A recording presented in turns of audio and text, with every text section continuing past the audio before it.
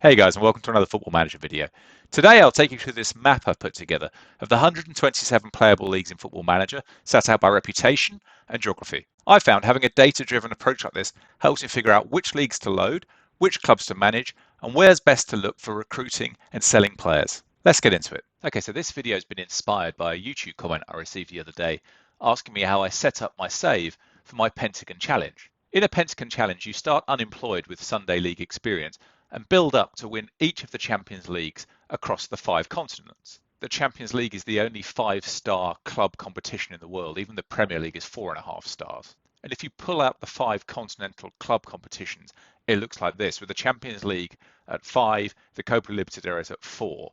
Now, typically in the Pentagon Challenge, people approach either the Asian or African Champions League first. This spreadsheet I've built gives us a bit of an idea of how the stars translate across to actual competitions and where those competitions are in the world. So as I said, the Premier League at the top is a 4.5-star competition.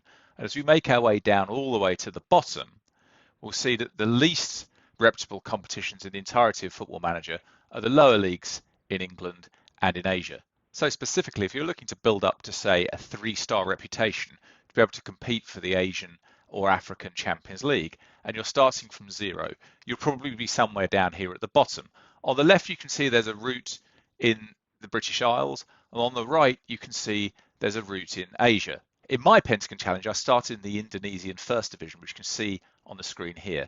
But because that was a club facing relegation, in practice, it was a club somewhere reputation-wise in between the First Division and Second Divisions of Indonesia, which I've shown on the screen here. This is roughly equivalent to a 6th Division England club, which is National League North or South. I will, by the way, later in this video explain how I got to some of the numbers on here and the process by which I put this map together. What I then did in my save, once I've won the Indonesian First Division, was I got a job in Japanese football. Here you can see the reputations are probably about similar between the First Division in Indonesia and the Third Division in Japan. And then what I was able to do is use the Japanese system to go from 3 to 2 and from 2 to 1, which is a pretty high increase in reputation. And roughly, if you look at the left-hand column here, equivalent to going from 1.5 stars at the bottom to 3 stars at the top. So the plans in my save is to win the Asian Champions League and then either jump across to compete for the African one or look to build reputation in one of these other leagues. And you can see from this map where the places are that are step-ups from the First Division in Japan across the world. It could be as far up as, say, the MLS in North America, or some of the First Divisions in South America that are not the Brazilian or Argentinian one, or the Second Division in Brazil or Argentina, or a good First Division somewhere in Eastern Europe, or a Second Division club to one of the top 5 leagues. I found in my Pentagon save the quickest way to build reputation has been to win trophies and, of course, to do coaching courses. It's important when you're looking at jobs to make sure the club's got enough money to be able to pay for your coaching courses. If you're using this skin, as I am, the TCS skin, then you can simply click on a club and it'll tell you their bank balance so you can get a sense for their financial position.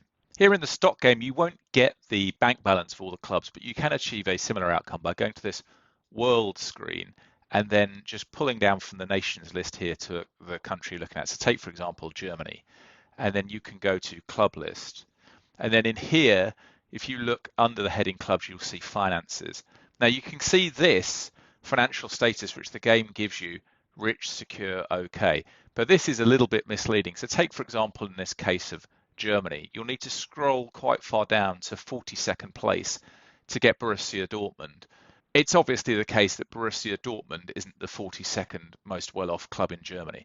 If you go back up and just go here to turnover, you'll at least get a better quantitative ranking of the clubs by their earning power, which you can use to figure out whether or not it's a good opportunity for a club to manage.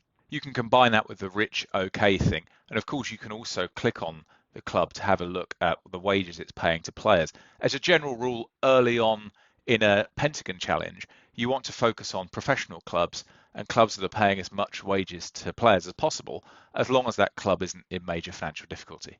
Okay, now into my actual setup for the Pentagon challenge, and I absolutely would not advise this to anybody else, but this is what I've been using. I've got 27 playable leagues and 15 view-only leagues, and I'll scroll down so you can see that. And I've got about 130,000 players.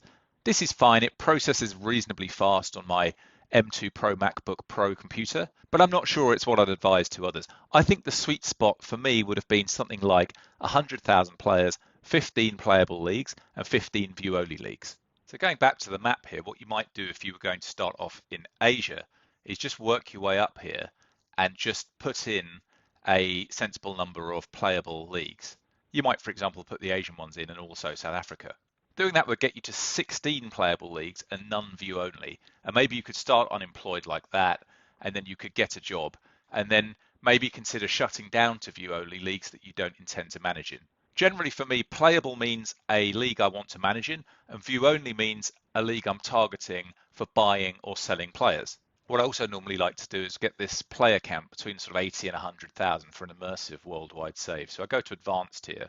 My way of doing this is just to make sure that all the continents are opened, and then this box is ticked, players with national reputation. If you do that in all of the continents in FM, in my experience, you get quite a good range of players, including players from all over the place, good regen development, and also players that you can sign somewhere in the middle of the reputation ranges. So if you go back up here, you might not be signing international players right at the bottom here, but by the time you get into these kind of 2.5 star ranges, these sorts of places, you will find that you can sign players from different countries.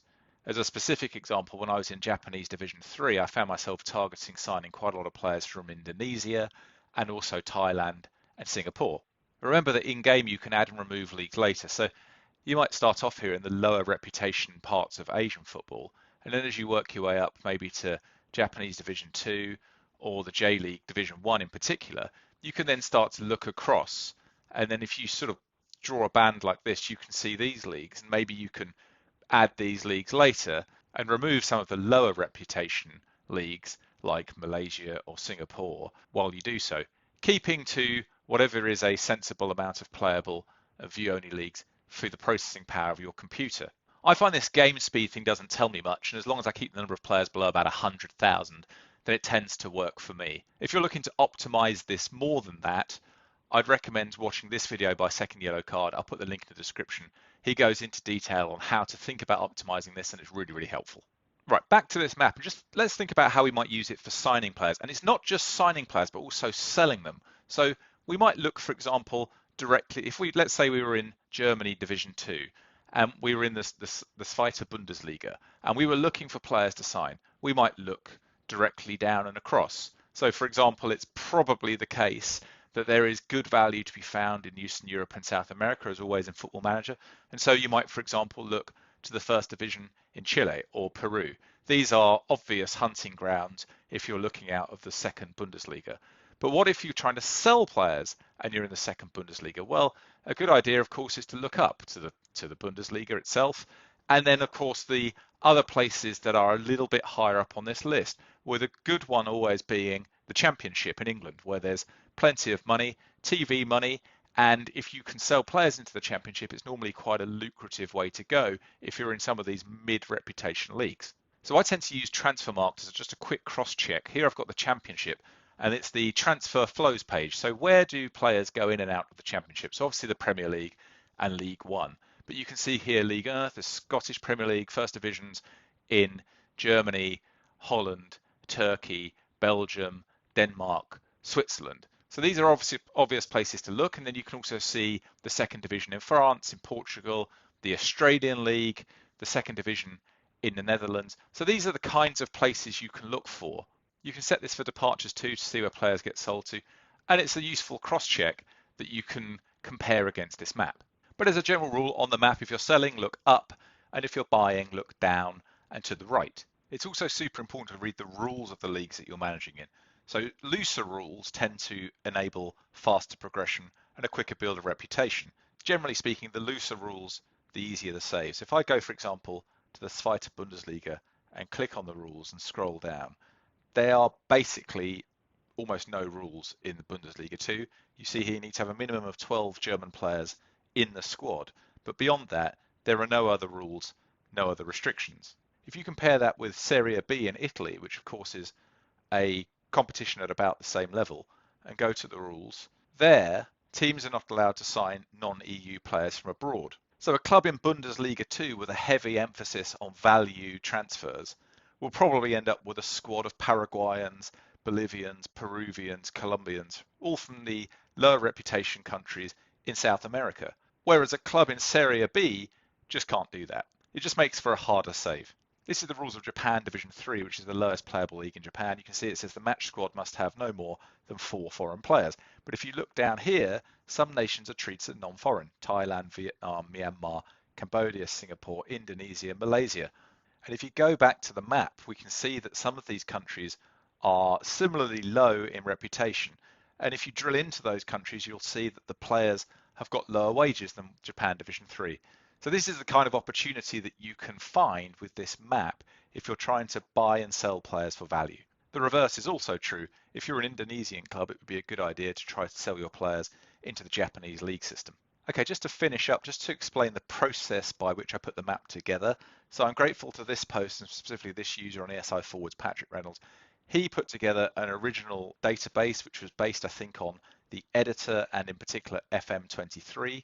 I've got that as a second tab in the spreadsheet here with thanks to Patrick for that. If you then go into the World tab and just bring up a club list, you can then pull down from here competitions and leagues and get the leagues by reputation in the various countries in game. And that gives you the star ratings, which I've attempted to go back and map against the more granular reputation numbers that come from that SI forum post.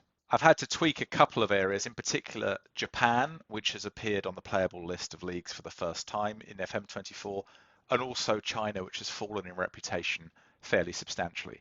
I'm not saying this is exactly perfect, but I think it passes a sense check.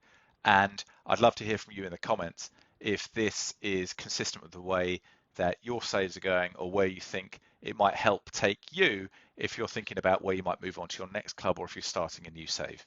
Okay, I think I'm going to leave it there for this video. Thank you for watching. This YouTube channel attempts to use data analysis and coding to make FM more fun and immersive. Subscribe if you'd like to see more, and I shall see you in the next one.